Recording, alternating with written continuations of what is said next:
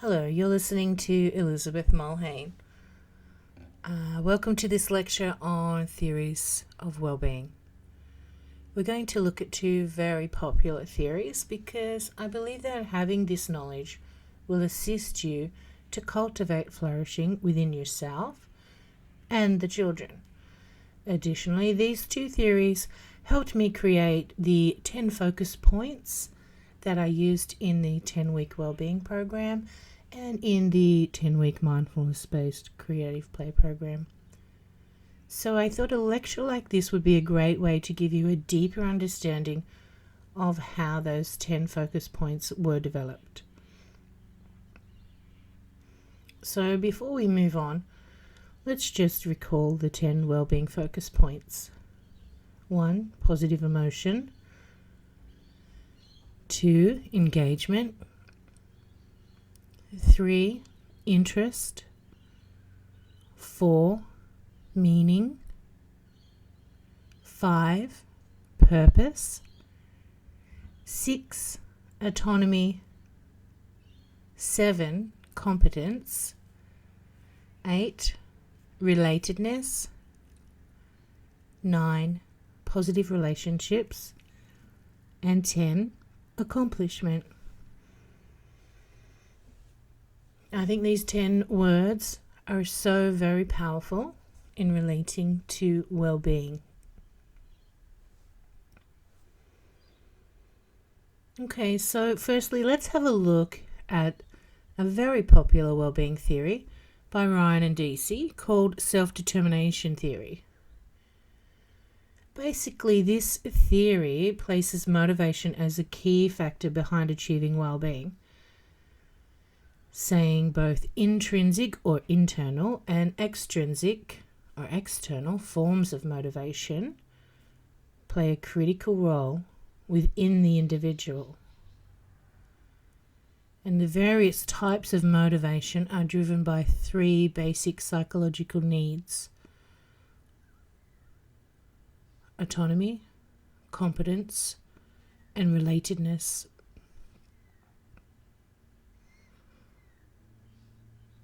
Intrinsic motivation is operationalized as the free choice to participate in an activity for the inherent satisfaction, challenging, or fun value.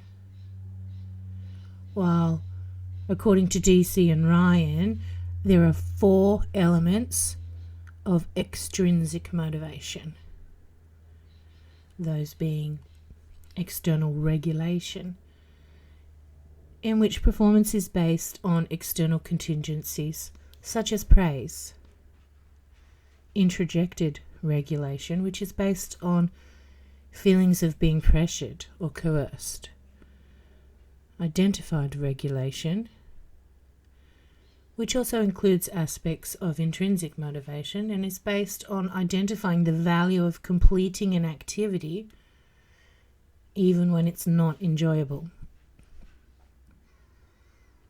and integrated regulation, which is based on an integration of the individual's sense of self and their values, needs, and identity. According to this theory, achieving well-being is accomplished by setting and attaining goals that satisfy these 3 basic psychological elements: autonomy, competence, and relatedness, which act as mediators between motivational and social forces. For example, a child may decide to participate in the practice of mindfulness because they have understood that being good at this will help them to be in control of themselves, which gives them autonomy. They may also practice because everyone else is doing it, and they also want to succeed or feel competence. Additionally, they may join in on the practice because they want to connect or feel part of the group, or experience relatedness. And these motivational factors are driven by their intrinsic or extrinsic forms of motivation. Or at times, both types of motivations are in operation.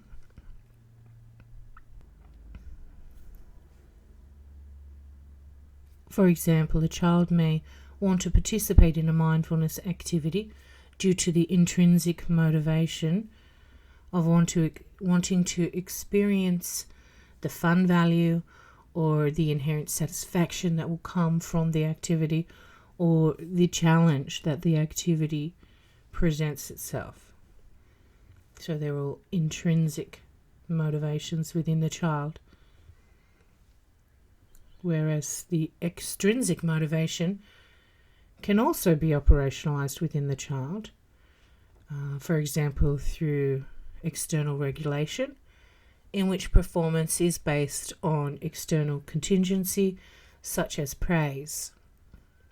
As I'm sure you'll agree, we can certainly use this theory to better understand ourselves and our children, and how intrinsic and extrinsic forms of motivation are activated from within.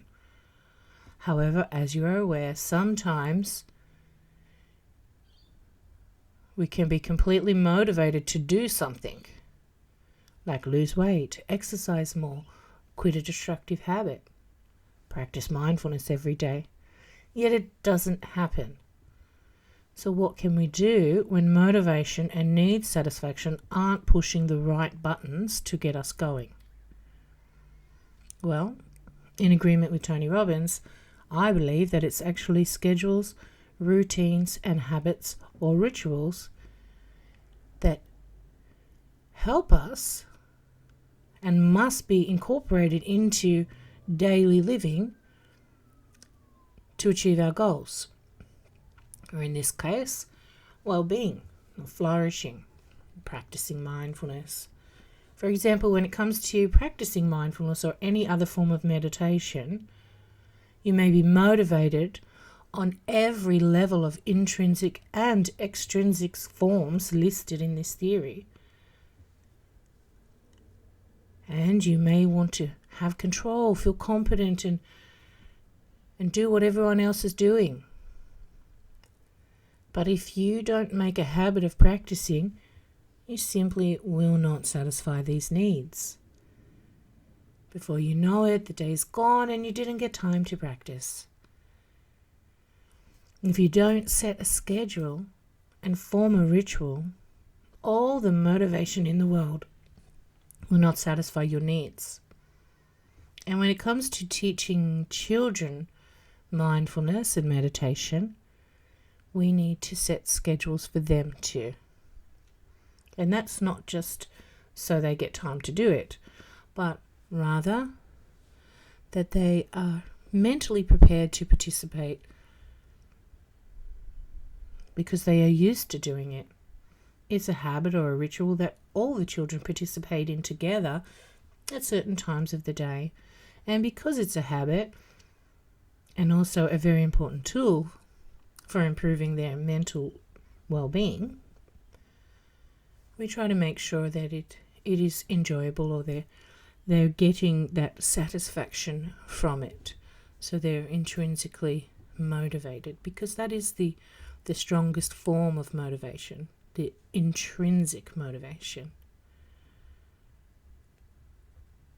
To do this, we can simply add movement, keep it short for the young children, particularly keep it, just a couple of minutes for a 3 to 6 year old. And make sure our own energy is upbeat and happy, so they can vibe off that energy too. Before we move on to looking at the next theory, if you've not read through the blog explaining the difference between hedonic and eudaimonic elements of well-being, go back into your workbook and complete that task now. Okay, in order to move towards a theory of well-being that measures both hedonic and eudaimonic elements of well-being, Martin Seligman's PERMA theory, PERMA, suggests that well-being is a construct defined through 5 measurable elements. Number 1, positive emotion. It's both hedonic and subjective due to self-evaluation of the variables such as happiness, pleasure, ecstasy, warmth, comfort, life satisfaction, etc. Engagement, both subjective, hedonic, and objective, eudaimonic, reality-based assessment of a retrospective experience of having been mentally absorbed in a task. Positive relationships, both subjective and objective.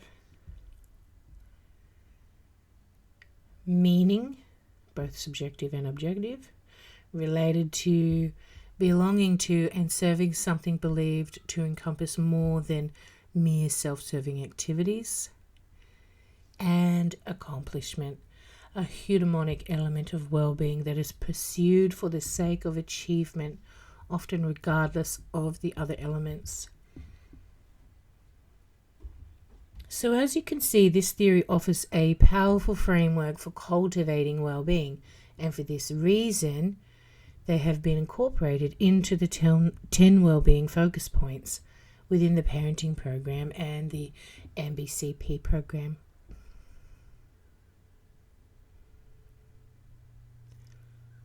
And I have done this to provide teachers with a way of implementing holistic learning strategies that promote flourishing. According to Siegelman, measuring subjective and objective or hedonic and eudaimonic elements or levels of well-being represent a comprehensive way of assessing well-being. He suggests that the goal of positive psychology and well-being theories is to increase flourishing in order to increase the amount of happiness in individuals' lives and on the planet, which can be accomplished through increasing PERMA, positive emotion, engagement, relationships, meaning, and accomplishment. Overall, these two theories have a lot to offer us as teachers. For example, DC and Ryan's self-determination theory can be used as a starting point for determining how to motivate a child or assess what kind of motivation or psychological needs are driving the child's behavior. Secondly, when wanting to record a child's progress, we may choose to assess that progress through the use of the PERMA theory. For example, engagement. We can look at the word engagement, understand what it means, and look at the child and see how engaged they are, and use that to report on the child's well-being. For example, at the beginning of the year, Sally did not seem to be engaged with the mindfulness exercise. However, lately, Sally is demonstrating high levels of engagement. She's also displaying more positive emotion. Okay, so that's just a very basic report to demonstrate that we can use well-being focus points as a way of assessing flourishing or well-being within a child. And I'm sure you can conceptualize how easy it is to interconnect this type of report with the early years learning framework. For example, engagement and positive emotion interconnect with outcome 3. Children have a strong sense of well-being.